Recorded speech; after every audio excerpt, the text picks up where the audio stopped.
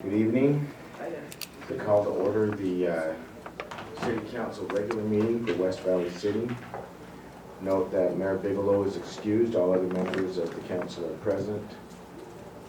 I'm here with City Manager Wayne Pyle and Assistant City Recorder. We turn to Councilmember Christensen for an opening ceremony.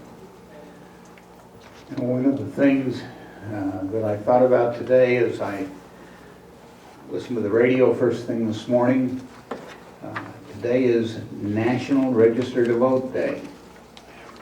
And I know on Facebook I've been getting forwards from everybody who's talked about registering to vote. We sometimes take it for granted that this is something we can do. However, we have 140,000 residents in West Valley City. 43,585 of those are registered voters. I think we all know people who say, well, my vote doesn't count. Won't be that big a thing if I don't vote. And we all know somebody who says, you know, I lost that election by 13 votes.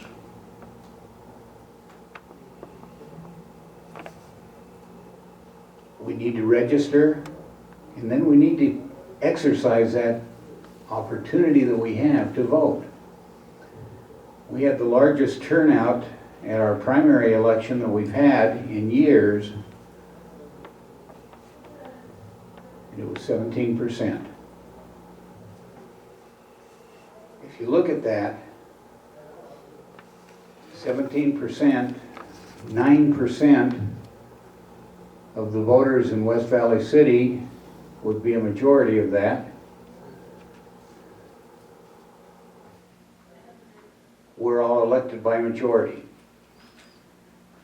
That means 9% of the registered voters in the city elect who runs and who makes the laws that affect each one of them. And we need to think about that responsibility that we have, and I'm probably preaching to the choir here because you're all interested. But we need to talk to our neighbors. We need to make sure our neighbors are registered and that they're out voting. And that we get that voting percentage up. We were one of the highest in the state during that primary election. So, you know, that statewide, we need to really work on getting the vote out. So hopefully we can think about that and think about that responsibility that we have as we pledge allegiance to the flag of our great nation. Would you please join me?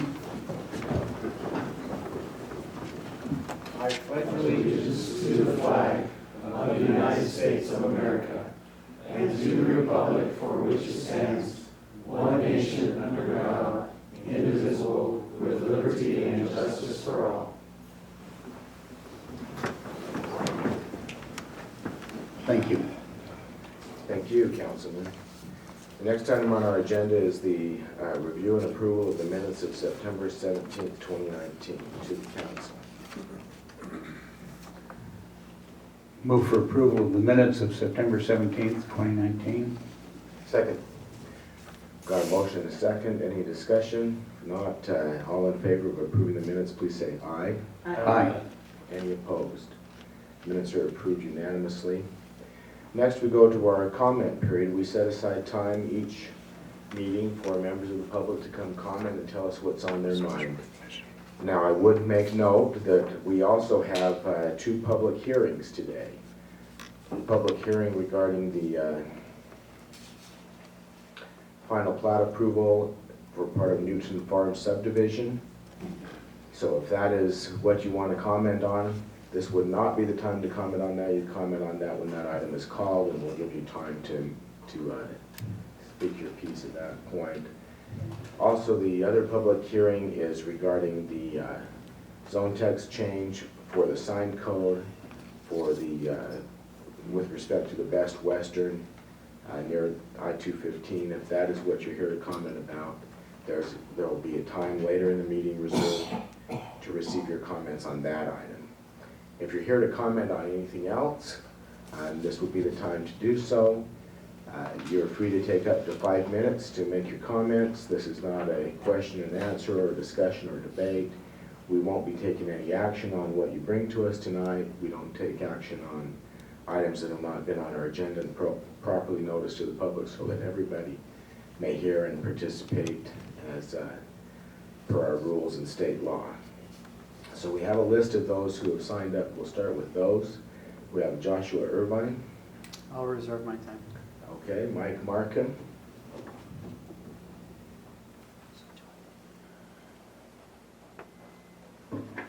Okay, sorry guys.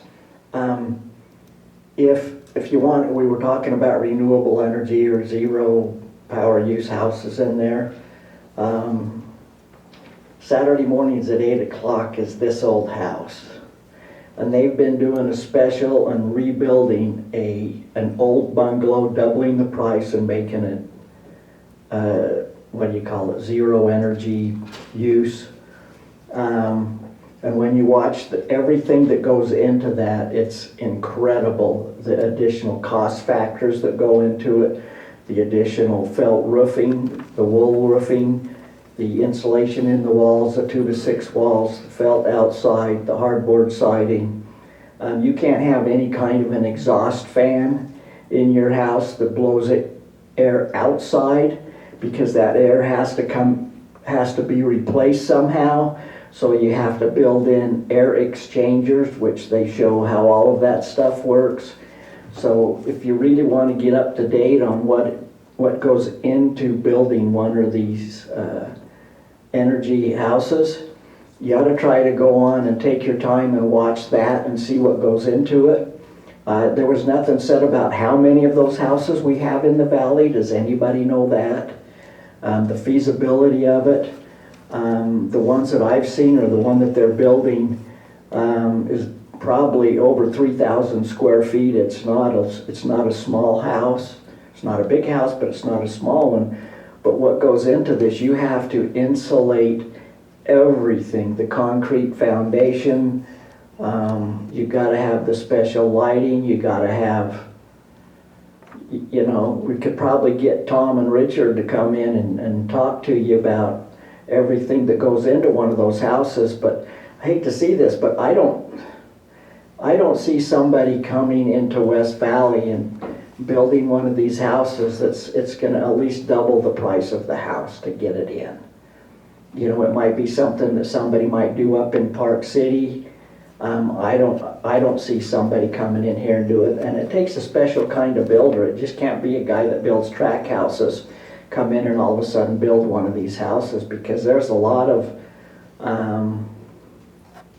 additional work that goes into making everything form-fitting so there are no air leaks whatsoever. They pressurize the houses, they test them to make sure nothing's seeping out, you're not sucking any air in any place. But I found it to be really interesting. But that's what I do Saturday mornings from 8 to 8:30 is I watch that right after the Channel 2 news. But yeah, if you want to see what's going on, go to that and you can bring up all those series and it'll tell you everything that goes into building one of these houses, and it's not simple. And I asked Steve Lehman, when we ask square footage on a house, that's not interior living space, that's exterior square footage. So by the time you have an 18-inch exterior wall that you could end up with, by the time you do all the added insulation, oh, that's going to shrink your house way down, your inside living spaces. So, I mean, it's a great idea if you can do it, if you can afford it. We were talking about, one house maybe in Utah County that had its own windmill. It used to be just over the point of the mountain as you're coming this way on the right-hand side of the road, there was an old house over there that had its own windmill. And that was the talk, that they generated all of their own electricity there because the wind always blows at the point of the mountain. So that's probably why you're not seeing many around here, because they are ugly. But I did like the cell phone towers that Karen showed. We need to go to something like that, make them pretty, make them look like a pine tree or a palm tree in some areas. Disguise those, their flagpoles now over at Valley Junior High, I was told, is a cell tower. So I don't know how all that works, but if you get a time, I would go and watch this old house, and it'll tell you a lot about building an energy efficient house. Might take you a couple hours to sit through it all, but I think most of you've got a couple hours spare time kicking around Saturdays. So bring it up online. Thanks. Right, thank you. Jim Visa.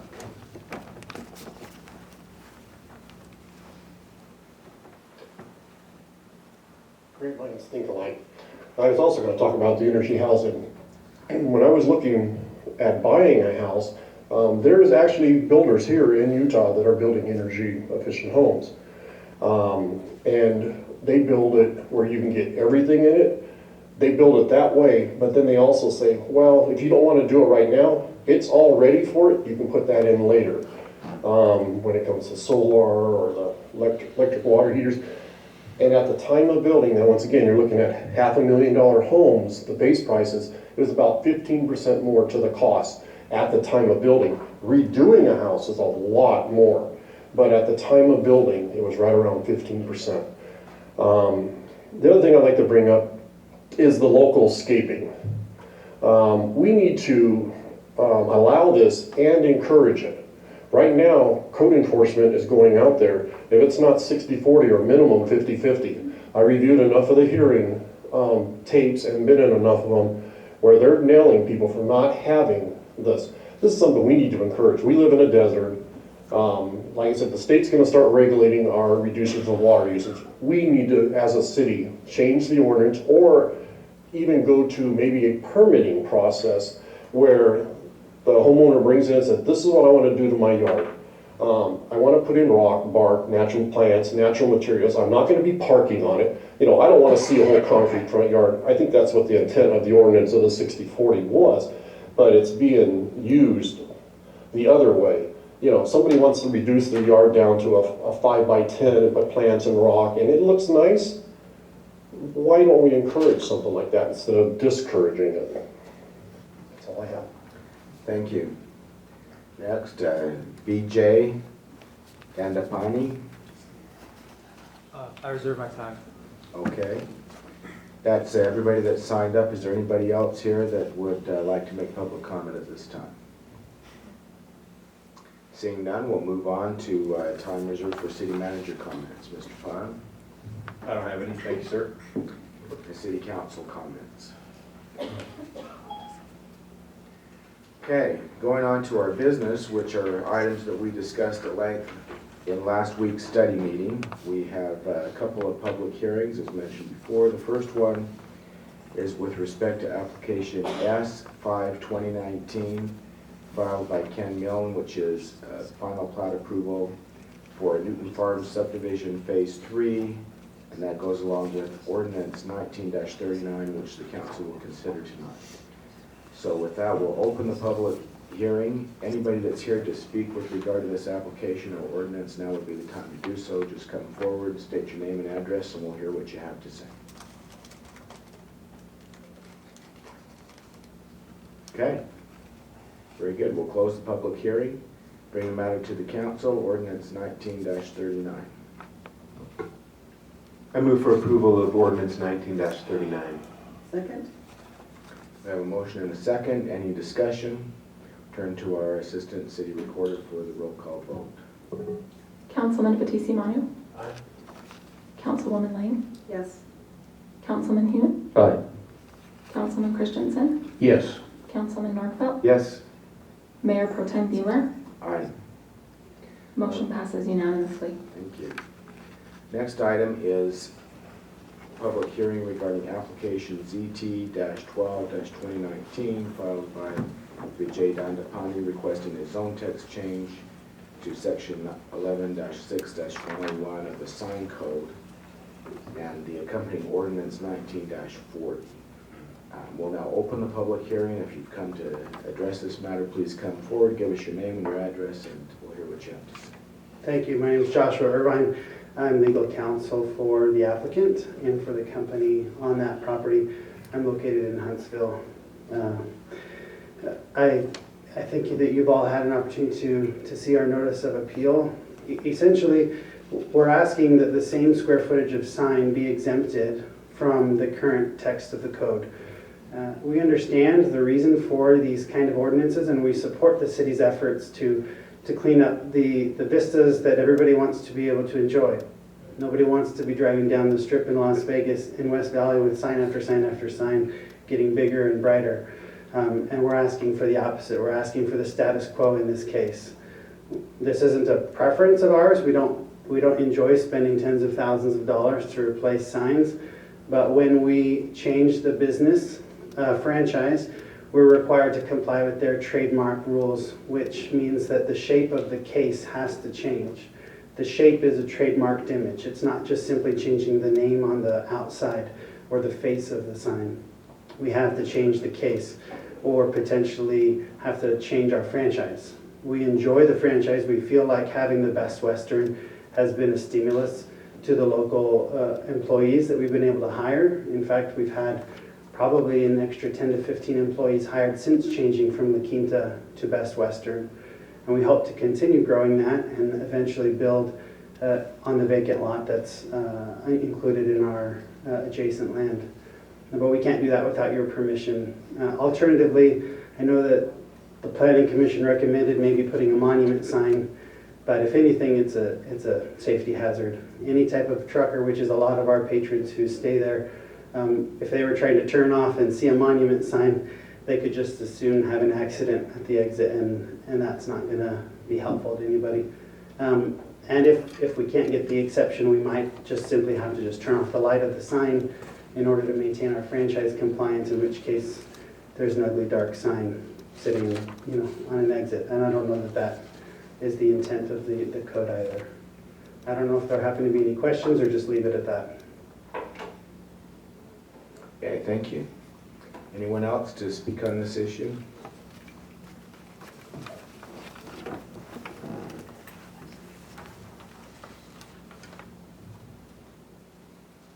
Again, I actually drove down there to see because the pictures didn't do it justice in the study meeting.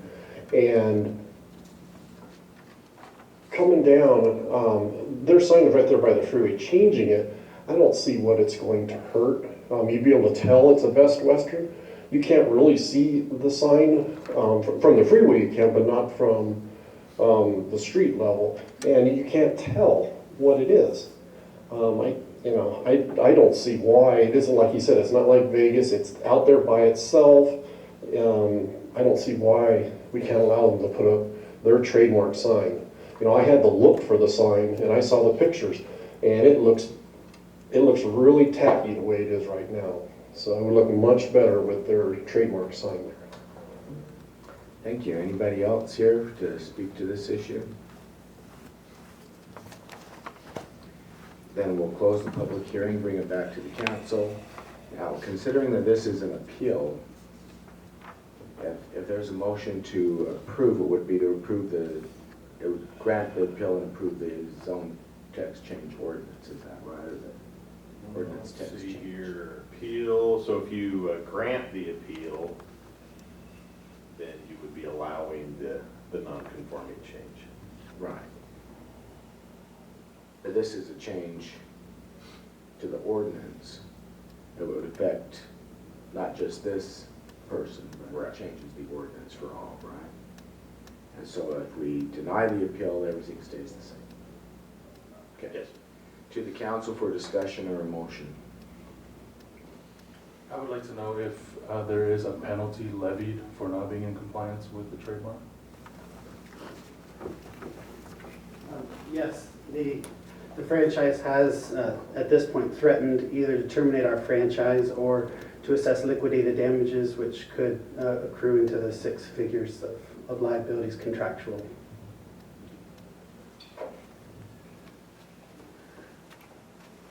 I personally, I don't see any wrong with the modify that sign of it for the new business, for the logo. For example, like Walmart, you change to Kmart, and club or Costco, I think they should modify it for their logo. I think it should be just fine.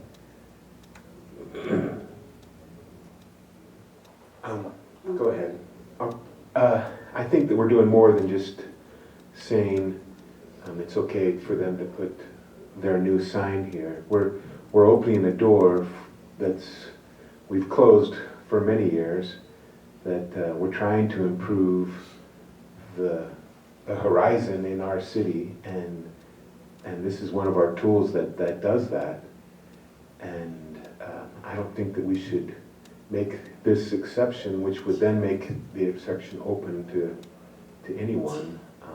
I don't think that this business deserves special treatment over the other businesses that already changed their sign when they changed owners.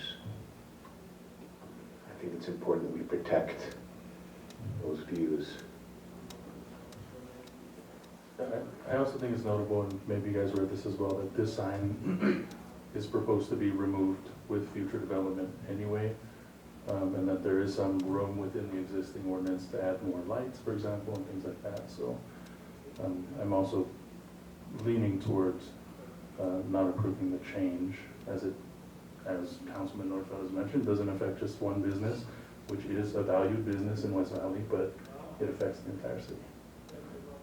But I have been here for 8 years. I haven't seen anyone come up here and ask that question. And only one person here asked for this for a hotel. Been here 8 years. I didn't see any old hotel or motel come up here and ask that. I think there's, I don't know, they should modify it with their logo. Not very often, very rare.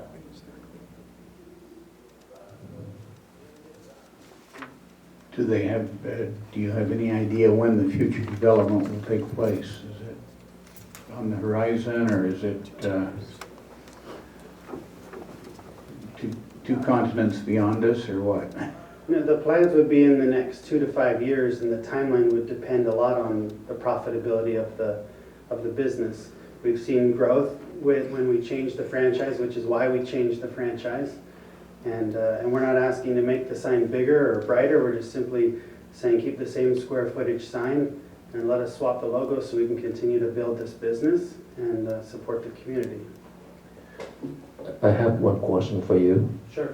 Just about safety. I heard people around that area, they're concerned about the snakes. There's a lot of snakes in your area because the people, they bring it to the hotel and breeding, and they let it loose. Is that did you take care of that thing yet, or take care of that? Yeah, we haven't had any snake problems yet, but if we do, we'll send out VJ and he'll round them all up and keep it safe. Okay, all right, thank you.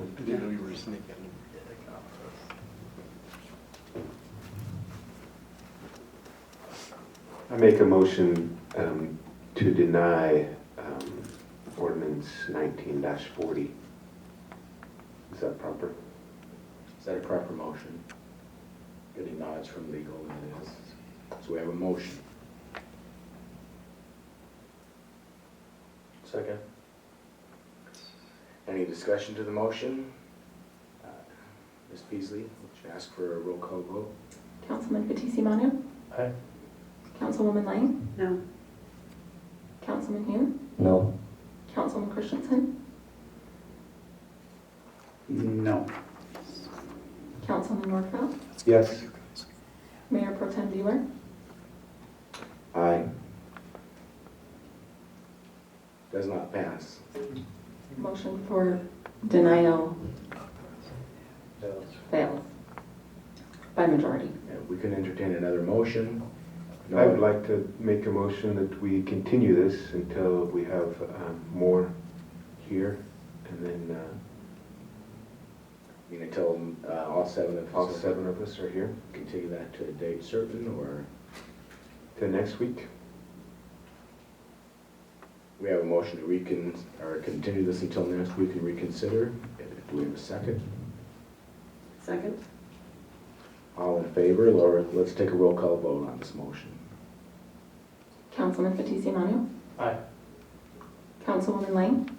Yes. Councilman Hume, Aye. Councilman Christensen, Yes. Councilman Nordfeld, Yes? Mayor Pro Tem Bueller. Aye. Motion for continuance passes unanimously. Okay, thank you. That concludes our business. We have no need for a closed session, so one final motion would be in order. Motion to adjourn? We have a motion to adjourn. All in favor of adjournment, please say aye. Stay. Aye. Any opposed? We are adjourned. Thank you.